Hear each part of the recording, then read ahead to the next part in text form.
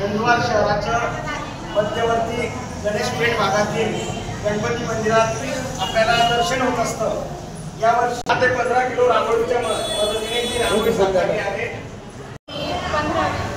10-15 होते, 10-15 पोरं होते आम्ही आणि 48 तास लागले। कोणता गणपती? कोटचा राजा। दरवर्षी असतो म्हणजे मागे 3 वर्षांपासून आमचं हे चालू आहे। आम्ही रांगोळी साकारत आहे मागे 3 वर्षांपासून। मुंबईचा म्हणजे लालबागचा राजा, दादा गणपती नंदुरबारचा असले काही गणपती होते, प्रसिद्ध गणपती होते, यांचे आम्ही कलाकृती केलेली होती आणि यावर्षी आम्ही मुंबईचे कोटचे राजा यांची रांगोळी साकारली।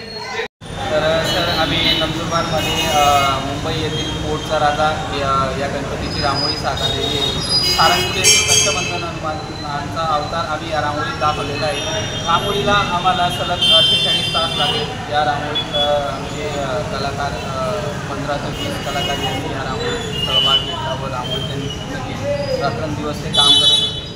तर या रांगोळीसाठी आम्हाला ब्लॅक पिगमेंट कलर यांचा वापर करावा लागला। रांगोळी याच्यात आम्हाला 15 ते 20 किलो आम्हाला रांगोळी लागलेली आहे।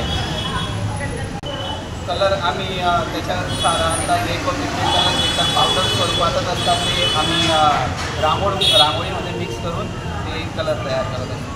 नंदुरबारमध्ये आम्ही हा उपक्रम आज सलग 3 वर्षापासून करत आहे। हा आमचा 4था वर्ष आहे। तर पहिल्या वर्षी आम्ही लालबागचा राजा, दुसऱ्या वर्षी दादा नंदुरबार येथील मानाचा दादा गणपती यांची रांगोळी, तसेच मागच्या वर्षी लालबागचा माडीवाड्याचा राजा यांची रांगोळी आम्ही केलेली होती। तसेच यावर्षी आम्ही सारंगपूर येथील कष्टबंधन हनुमानांच्या अवतारात जी गणपती बाप्पांची रांगोळी ती आम्ही साकारलेली आहे.